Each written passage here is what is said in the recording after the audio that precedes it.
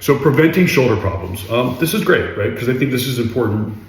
I think the keys to preventing shoulder problems are, listening to your body, right? Like, if you have pain, you have a problem, you need to change what you're doing. You need to change your exercise patterns. You need to change the workouts. You need to change. Don't just keep pounding your head against the wall.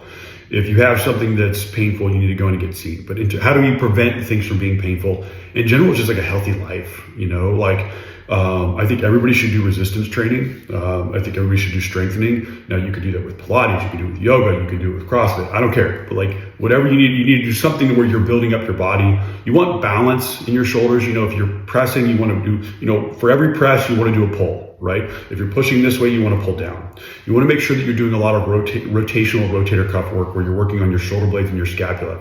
You want to be careful about your posture. A lot of us sit like this all the time, okay? You want to be here, okay? And a good way to do this to test yourself is just to stand flat against the wall and see if you can keep your heels against the wall and everything just flat up against that wall. And you want to have good posture, right? That does a lot of things. Number one, it makes you more confident, right? So always having good posture. Chest up, head up, here like this, okay? We're all sitting at desks like this all day. It's not good on our neck and our shoulders. I think everybody knows that. So be conscientious of your posture.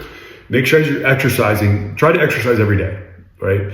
Whether it's cardio, weights, whatever, but try to do both too. And eat a super healthy diet, and I'm a big proponent of protein. We don't get enough protein, and as we age, we lose muscle, so we want to avoid that. So try to make sure you're getting plenty of protein in your diet. What's plenty? For women, I say try to keep it around 100 grams a day. For men, 150 plus, depending on how big you are, but those are nice numbers. I think also just keeping a clean mind, you know what I mean? Don't let your mind get bogged down with the stresses of life too much, because when those cortisol levels pump up, and when you're always in this constantly stressed state, it breaks your body down. And this is real. This is so real. Now there's people out there that say, 99% of the problems in medicine are, can be prevented by that. That's not true.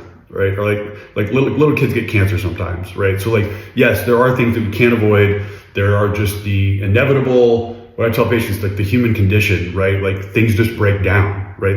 We are born and then we're going to die, okay? And look at the difference of a 1-year-old and a 100-year-old. Just look at their bodies, right? They're different. The machine sees some wear and tear across your life. But what I've seen in my practice is those people in their 50s, 60s, 70s who eat a very healthy diet, who live mentally, they're not stressed out and have all this anxiety all the time, and they exercise on a regular basis, and they've got lots of friends. They get physical problems too, but they don't tend to impact them as much. And then when we do an operation on them, they recover much faster. So it's yes, they deal with the same. You can't beat the problems of life. You can't beat the fact that the human shoulder is a machine connected to a spiritual being that will have problems in a lot of the 6 billion people on earth. It's a fact. It's never going to change. How much that impacts you and how quickly you can get out of it, you have a lot of control over, right? If you did everything here perfect, could you still get a rotator cuff tear in your 40s, 50s, and 60s that required an operation? Absolutely, you could. Could your shoulder wear out and get? Yes, it could. But it probably won't bother you as much. You'll be able to last longer than most. And if and when you have the operation to fix it, you will bounce back 100 times faster. That's what I've seen. So I think just in general, clean, healthy diet, exercising on a regular basis, keeping your stress levels low, sleeping 8 hours a night, making sure you're doing some type of meditative work on a regular basis to keep your anxiety and stress levels low, keep the cortisol levels low so that your body's in a healing state constantly. Also, I'm a big fan of cold therapy. I've got an ice plunge at my house. It's 40 degrees of water in a deep freeze in my garage that I get in, 4 to 5 times a week for 3 to 5 minutes. That really helps decrease inflammation and helps with just overall recovery. So there's a ton of stuff you can do, but in general, it's diet and exercise. Those are the two: diet, exercise, and sleep. I think would be the biggest ones.